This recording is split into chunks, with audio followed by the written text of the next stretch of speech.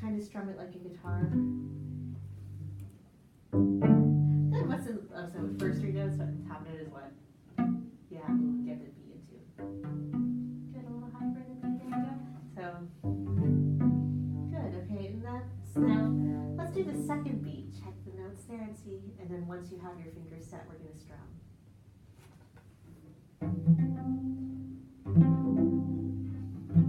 Good, pretty, okay.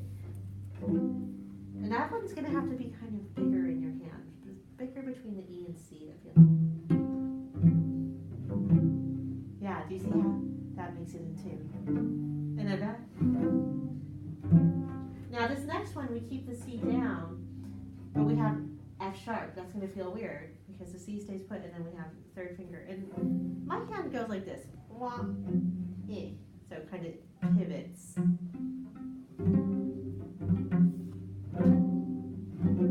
And then the last one is this. And that takes us through the first line.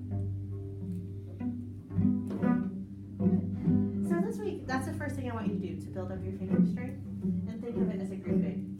This is really important for, like, have you heard book 5? They have.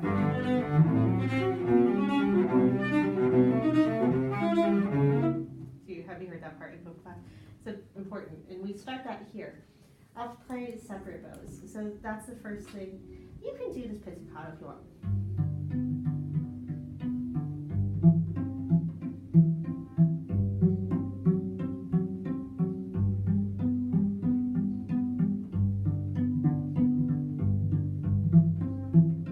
It's always good to hear the sound that way. Does it sound familiar to something? Do you want to try pizzicato?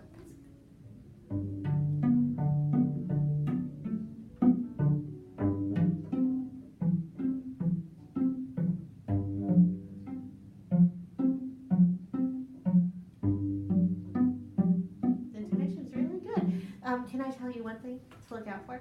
When you're doing this, make sure that once you've set a finger, you don't lift it. So, because you don't want to have to go like this. Do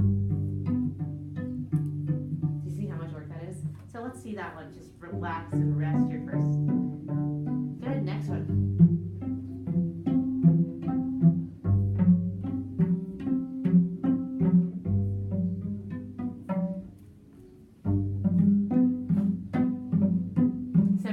Why it's really important to set your hand shape, because if you're not lifting it all the time, it has to be set right the first time. Now, with the bow,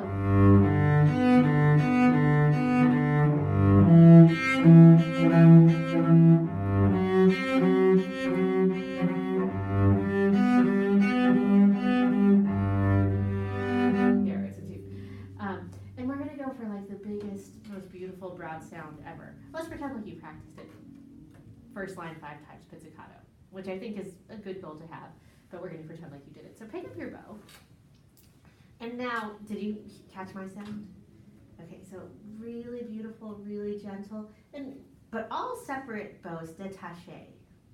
That's the fancy word for it.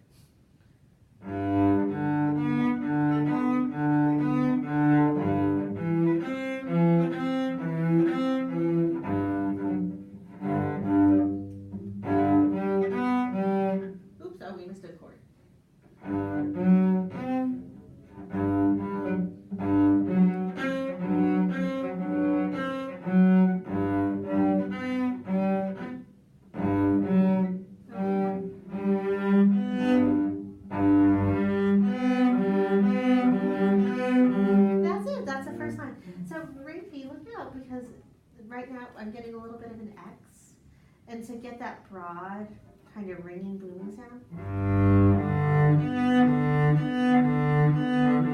I want to make sure that my bow is nice and straight as much as possible when I'm rolling across the strings. So, or just at least in the same lane, because this way, when you're going this way, on kind of pretty brush, big sounds, it's a little too wide an angle. So will you try it again just to see if we can soften those edges?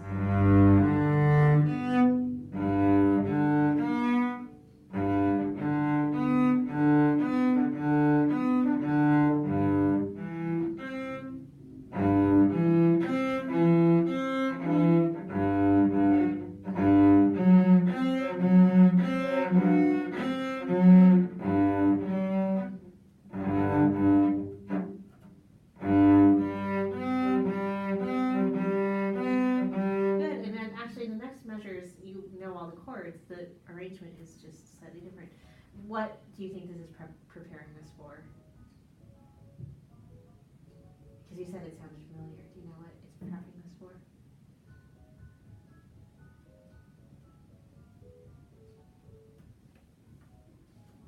Do you know the name of it? Is it this? I'll play it and tell me if this is what you're thinking.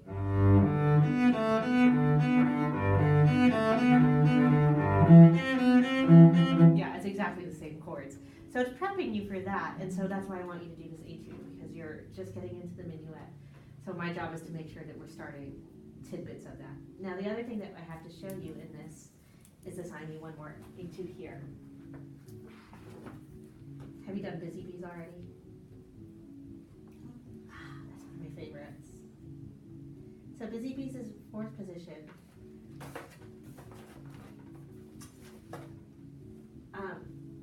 The assignment is only 2 lines of it, and here's how you have to practice it. So I'll do it, and then you're going to ignore. Do you see what is every other note in this piece? Yeah, you're going to ignore the G's. When you play it, it sounds like this.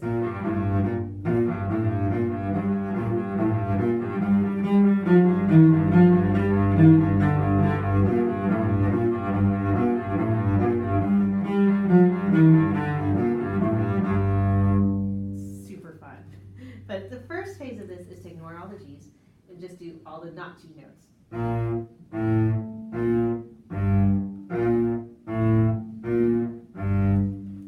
Will you give that a try? So, fourth position. Good. Will you come over here because I see just it's you can come out around a little more. Lower ring. Good. Now you have to shift back to first position.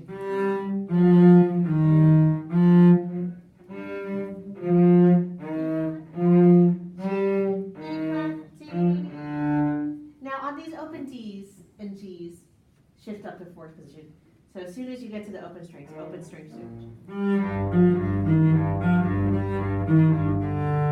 So second I play an open D, that's my shot to be ready to go. And now second line of this.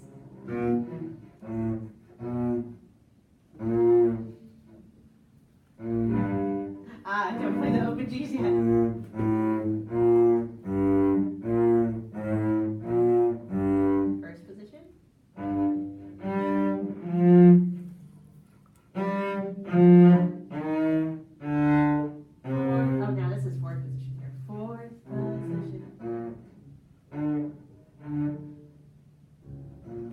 B flat.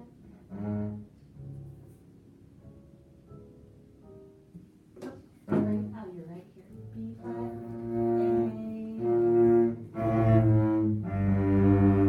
Do you want me to do it one time and then you can use this as a practice video? Okay. So what time is it on the recording? Just so we can 8:39. So 8:39 when you're recording. This is where use this as your practice spot. So I'll do it one time through. So it's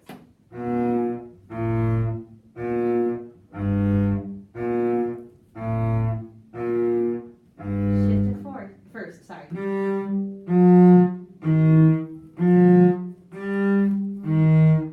Shift to open, fourth position.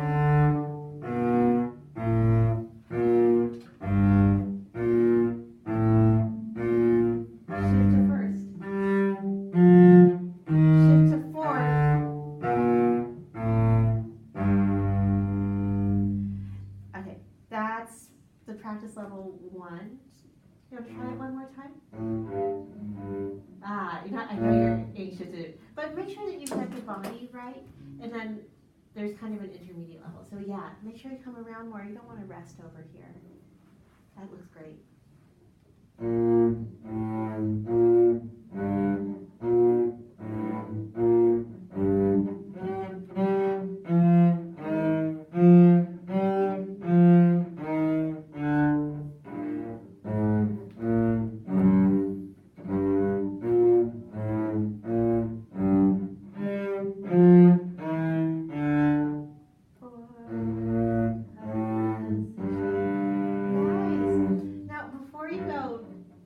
Ultra fun part of back and forth, I do recommend you practice it this way. Can you try that fourth position one time? Oops, oh, go all the way over there. There you go.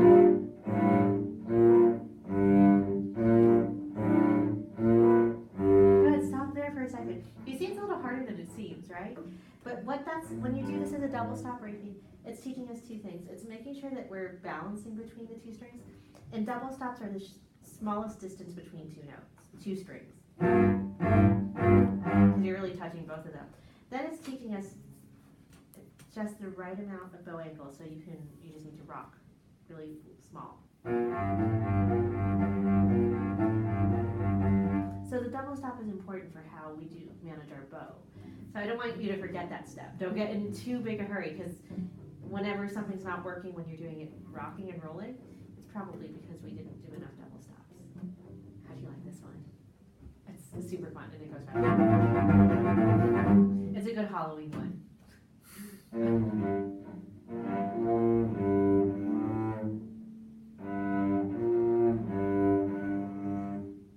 Really nice intonation. Do you hear your cello ringing?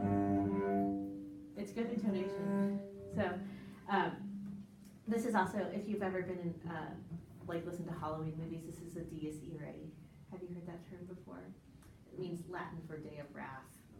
So it's like an ancient text of music that's supposed to be creepy. So I don't know why it's in Busy Bees, but every time I hear it, I also hear The Nightmare Before Christmas. It has a theme from there too. Okay. What's the page in the? Oh, sorry. The other one? Not the Busy Bee, but the. Oh, so this is number 17 on page 11 of his Okay. Ludwig first position etudes. So I wanted to make sure, because you need to do things in first position. Yeah, they're good, they're helpful, but you also need to do things in fourth position. So we'll jump around a little bit. Do we have time for more Allegro and a little bit of Bach? I don't know. I keep forgetting. 7:15. 7:15. Oh, good, we have time.